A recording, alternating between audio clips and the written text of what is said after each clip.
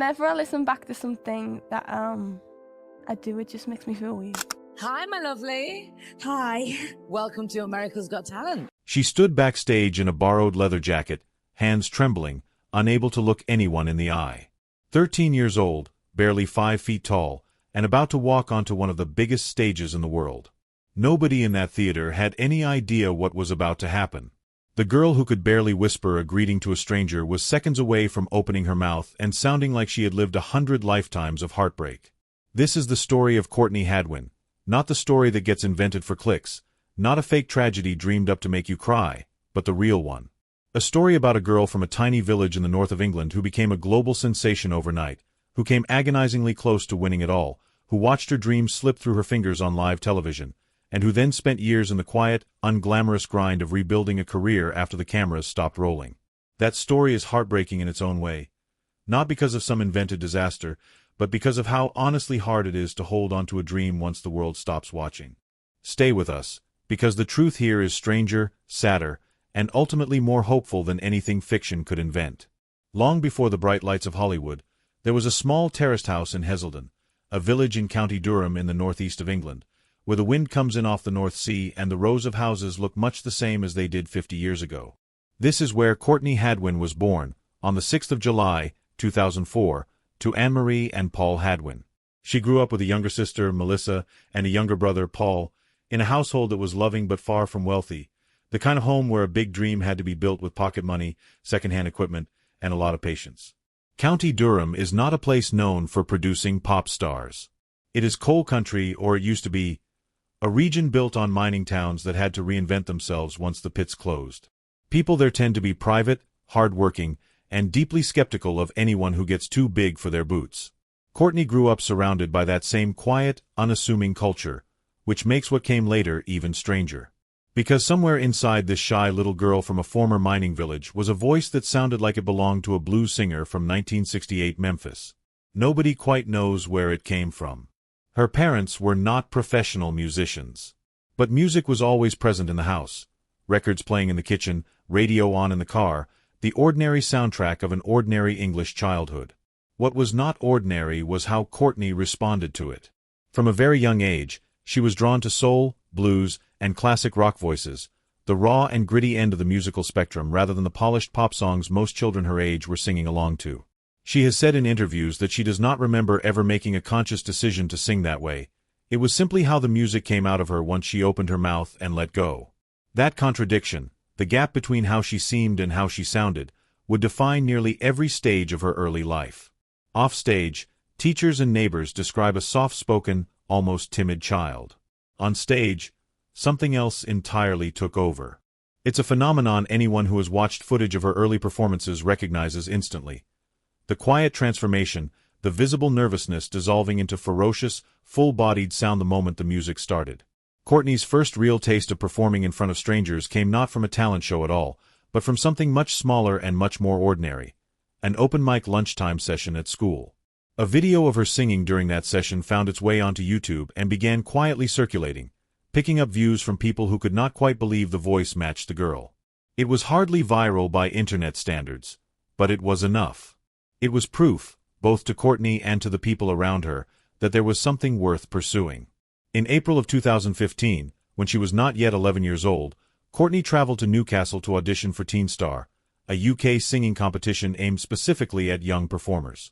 She sang a cover of Make You Feel My Love, a song written by Bob Dylan and popularized in a version by Adele, a smart choice for a young singer, since it gave her room to show restraint and control rather than simply going for power. It worked. She advanced all the way to the competition's grand final, an enormous achievement for a girl her age competing against teenagers years older than her. Teen Star gave Courtney her first real exposure to the mechanics of the entertainment industry. The schedules, the rehearsals, the judges, the pressure of live performance. It also gave her family their first glimpse of what might be possible if they kept investing in her training. Around this time, and in the years that followed, Courtney continued building her craft through vocal coaching, including work at Shotton Hall Theatre School near her home, as well as additional classes designed to sharpen her technique, her breath control, and her stage presence. None of this happened overnight, and none of it happened by accident. Every performance that would later look effortless on television was built on years of unglamorous, repetitive practice in ordinary rehearsal rooms. She continued performing locally whenever the opportunity arose. In January of 2018, not long before the moment that would change her life, she sang in Southampton at a charity event supporting children with life-limiting conditions, one of several smaller engagements that filled the years between her early competition appearances and her arrival on the world stage. These were not headline-grabbing moments. They were the quiet, patient groundwork of a career being built one performance at a time. In 2017, at the age of 12, Courtney competed on the first season of The Voice Kids UK, the junior version of the blind audition format that had already made stars out of adult contestants around the world. It was here that a British television audience got its first proper look at her, and it was here that the format's signature moment, coaches turning their chairs without seeing the singer, worked exactly as it was designed to. When Courtney opened her mouth, chairs turned. She was mentored on the show by Danny Jones, the McFly and McBusted musician who was serving as a coach that season, and she went on to become one of the standout performers of the show's run. The Voice Kids UK was, in many ways, a dress rehearsal for what was coming. It taught her how to handle television cameras, how to manage nerves in front of a studio audience, and how to translate the raw talent she had been developing in bedroom mirrors and school assemblies into something that could hold up under the scrutiny of a national broadcast. It also began to build her a small but devoted following. Viewers who remembered the name Courtney Hadwin and would later feel a flicker of recognition when she reappeared, a year later, on an entirely different stage, on the other side of the Atlantic Ocean. By the spring of 2018, Courtney and her family made the decision that would define the next chapter of her life. She would audition for America's Got Talent, the American version of the format that had already made her a minor name in the UK, but on a vastly bigger and more competitive stage. For a 13-year-old from a village of a few hundred people, the scale of the undertaking was almost impossible to comprehend. America's Got Talent was not just a television show. It was a cultural institution, watched by millions of people every week, capable of turning an unknown performer into an overnight global phenomenon in the space of a single broadcast. The audition itself took place in front of the show's 4 judges. Simon Cowell, the famously blunt music executive whose approval was considered the show's gold standard; Heidi Klum, the supermodel and businesswoman; Howie Mandel, the comedian known for his unpredictable but often deeply moved reactions to standout acts; and Mel B, the former Spice Girl whose warmth with young performers had already become one of the show's recurring storylines. Courtney walked out looking exactly like what she was, a nervous, soft-spoken teenager, visibly uncomfortable with the attention, barely able to make eye contact with the judges as they asked her a few introductory questions. It was Mel B, in particular, who worked to put her at ease, encouraging her gently before the music began. Simon Cowell would later describe being struck by how much tenacity she seemed to carry beneath that shy exterior, comparing her presence to that of a lion hiding behind a nervous smile. Then the band started, and Courtney Hadwin sang Otis Redding's Hard to Handle.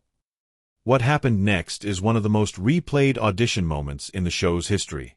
The shy girl who could barely speak into the microphone transformed, almost instantly, into a full-throttle rock and soul performer, stomping across the stage, throwing her whole body into the performance, singing with a rasp and a power that seemed to belong to someone decades older. The audience was on its feet before the song even finished. The judges were visibly stunned, not politely impressed, but genuinely shocked, the kind of reaction that cannot be manufactured for television. Howie Mandel, still visibly moved, made the decision that would change the trajectory of Courtney's life. He told her that her performance reminded him of something out of another era entirely, that watching her felt like watching the kind of raw talent that used to get signed on the spot by legendary record executives, the way, he noted, Janis Joplin herself had once been discovered. Since he did not have the power to sign her to a record deal on the spot, he said, he would do the next best thing. He hit his golden buzzer. Confetti rained down. The theater erupted. And Courtney Hadwin, 13 years old, a girl from a village most Americans had never heard of, was sent straight through to the live shows, bypassing the usual rounds of callbacks and judgment. She would later say on social media that she had no idea what to expect walking into that audition, and that the golden buzzer was more than she could ever have dreamed of. It was, without exaggeration, one of the biggest moments of her young life, and it happened in the space of about 3 minutes. Television moments like that do not stay contained to television anymore.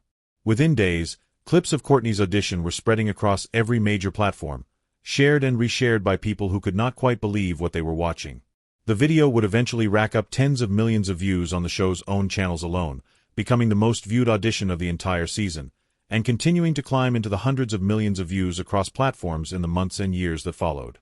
By the time she returned for her first live performance weeks later, the show's own host would introduce her by noting that her audition video had already been watched hundreds of millions of times.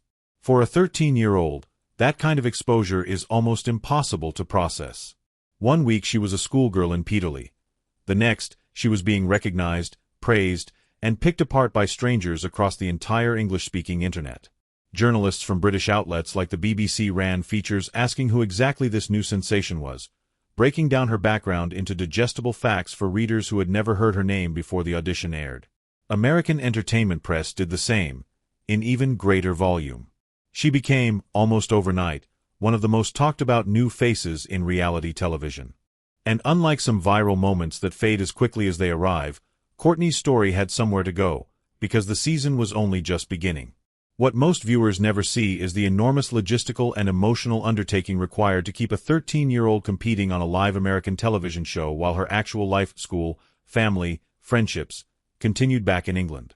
Courtney had to balance ongoing schoolwork with rehearsals, wardrobe fittings, press appearances, and the sheer physical and emotional toll of performing live, at a professional level, week after week, all while carrying the expectations of millions of new fans who had fallen in love with her after a single audition clip. She has spoken in interviews over the years about how much of a shock the whole experience was. Not just the scale of the exposure, but the strangeness of suddenly being treated as a star while still feeling, in every other way, like an ordinary teenage girl who missed her dog and her friends back home. The show itself, and the people working on it, seemed to recognize the unusual position she was in. An act whose stage persona radiated ferocious confidence, paired with an offstage personality that remained genuinely shy and easily overwhelmed. Producers and crew members who worked with her during that period have described her as remarkably focused and mature for her age, someone who took the responsibility of the moment seriously without losing the essential nervousness that made her so relatable to audiences in the first place. That contrast, control and chaos, confidence and terror, existing in the same small body, became, without anyone planning it, the emotional through line of her entire season on the show. Courtney's return to the stage for the live quarterfinals came in mid-August of 2018. This time, expectations were sky-high. She was no longer an unknown quantity but the most talked-about act of the season, and she had to prove that her audition had not been a lucky, unrepeatable fluke. She answered that pressure by performing James Brown's Papa's Got a Brand New Bag, a song that demanded not just vocal power but tight, controlled rhythm and stage presence, and she delivered a performance that earned a standing ovation and secured her advancement.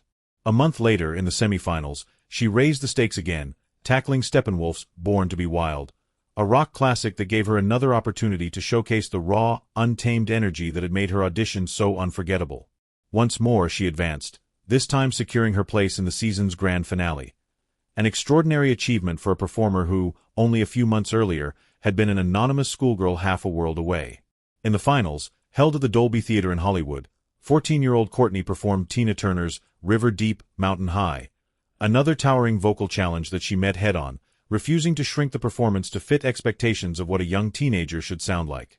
On the results show that followed, she delivered two more unforgettable moments: a duet of Could Have Been Me alongside the British rock band The Struts, and a performance of Janis Joplin's Piece of My Heart, also alongside The Struts, closing out her season with the very artist whose spirit Howie Mandel had invoked back at her original audition. It was, in many ways, the perfect narrative bookend, except America's Got Talent is a competition, and competitions have winners and losers.